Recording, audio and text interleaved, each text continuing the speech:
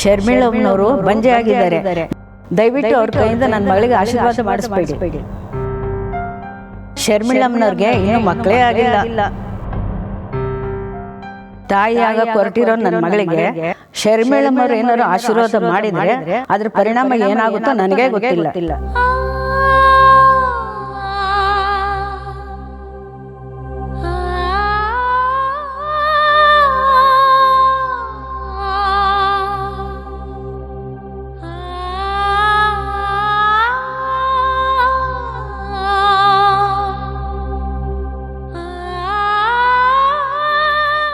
ಶರ್ಮಿಳಾ,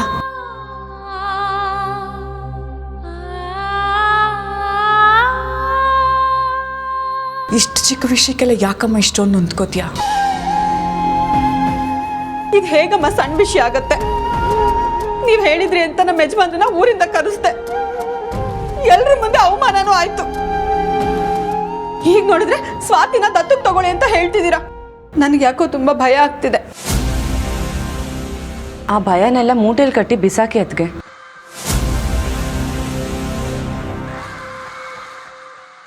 ನಾನು ಅತ್ತೆ ಇರೋವರೆಗೂ ನಿಮ್ಗೇನೂ ಆಗಕ್ಕೆ ಬಿಡಲ್ಲ. ಇದೆಲ್ಲ ಪ್ರೀ ಪ್ಲಾನ್ ಆಗಿತ್ತು, ಮುಂದೇನು ಹಾಗೆ ನಡೆಯುತ್ತೆ.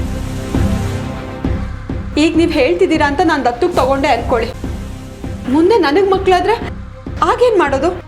ಯಾರ್ಯಾರದ್ದೋ ಮಗುನ ನನ್ನ ಮೊಮ್ಮಗು ಅಂತ ಹೇಳ್ಕೊಳ್ಳೋಕ್ಕೆ ನನಗೇನು ತಲೆ ಕೆಟ್ಟಿದೆ ಶರ್ಮಿಳಾ? ಮಗುನ ದತ್ತು ತಗೊಳ್ಳೋದು, ಸಾಕೋದು ಎಲ್ಲ ಟೆಂಪರರಿ ಅಷ್ಟೇ.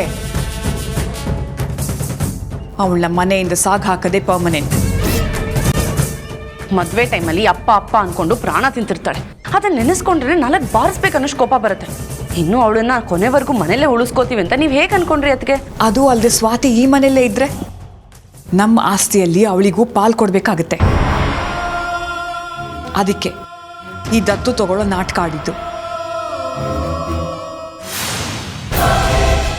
ಮೊದಲು ನೀನು ನಿನ್ನ ಗಂಡ ಸ್ವಾತಿನ ನಿನ್ನ ಮಗಳು ಅಂತ ಒಪ್ಕೊಳ್ಳಿ.